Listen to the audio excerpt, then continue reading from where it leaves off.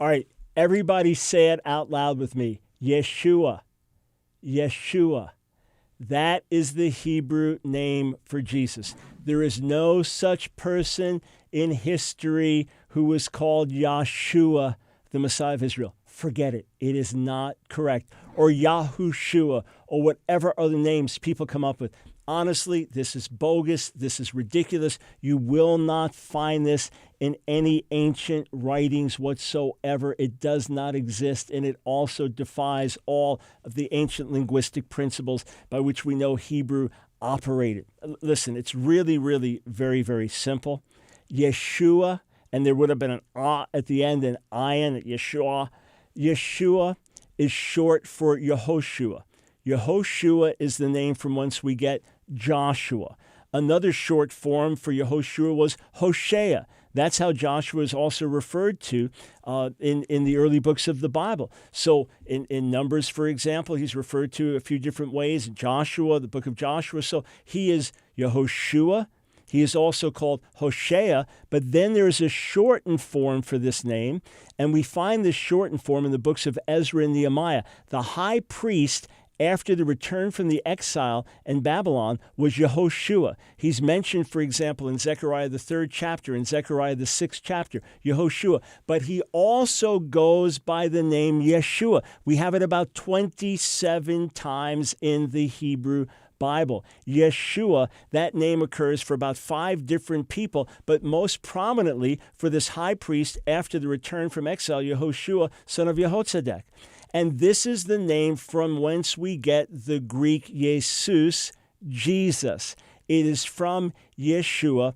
All of the ancient literature would support it, being it in Aramaic documents, be it in Greek documents. It would point back to a form that we find written in the Hebrew Bible as Yeshua. There's really no mystery. Where do people get this idea that it was Yahshua? It is from their own minds.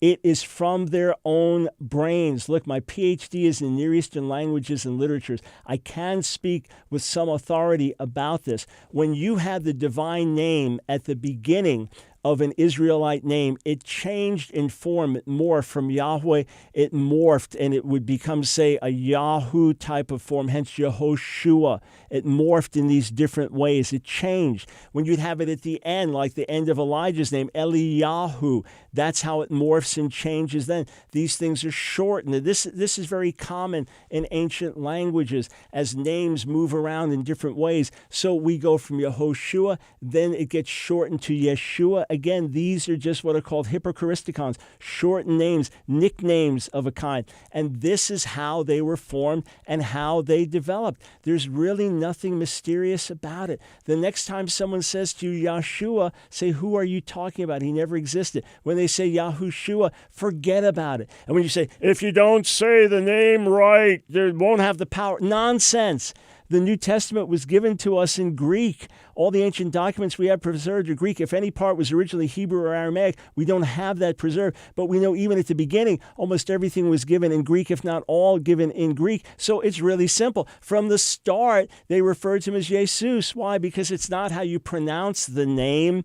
It is the power of who he is. But there's no reason to create a name that never existed, Yahshua or Yahushua. Forget it. It is Yeshua. If you want to use the original Hebrew name, the name his parents would have called him, Yeshua. That's the name.